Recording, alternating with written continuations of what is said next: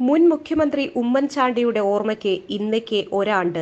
ഉമ്മൻചാണ്ടി ഇല്ലാത്ത കേരള രാഷ്ട്രീയവും ഒരു വർഷം പിന്നിടുകയാണ്. വിവിധ തരത്തിലുള്ള പരിപാടികൾ സംഘടിപ്പിച്ചുകൊണ്ടാണ് പ്രിയപ്പെട്ട കുഞ്ഞുഞ്ഞിനെ നാട് ഓർമ്മിക്കുന്നത്.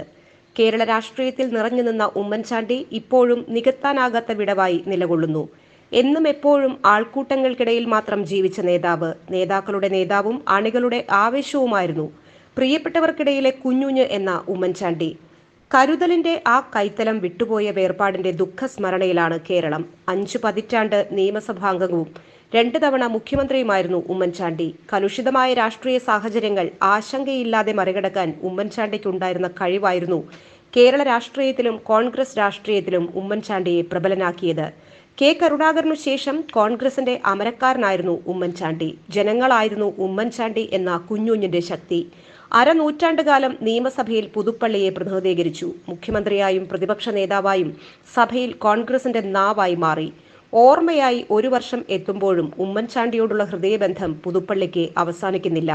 പുതുപ്പള്ളി പള്ളിയിലെ കല്ലറയിലേക്ക് ഒരു വർഷം പിന്നിടുമ്പോഴും ഒഴിയാത്ത ജനപ്രവാഹമാണ്. രാഷ്ട്രീയ വിവാദങ്ങളിലേക്ക് ഇടയ്ക്കൊന്ന് കടന്നെങ്കിലും നിത്യശാന്തതയുടെ ഇടമായി ഈ കല്ലറ മാറി. എല്ലാ ഞായറാഴ്ചയും സഹായം തേടി എത്തിയിരുന്നവർ ഇപ്പോഴും വരുന്നുണ്ട്. പലരും കല്ലറയിൽ ഒരു നിവേദനം വച്ച ശേഷമാണ് MLA യും ഉമ്മൻചാണ്ടിയുടെ മകനുമായ ചാണ്ടി ഉമ്മനെ കാണുന്നത്.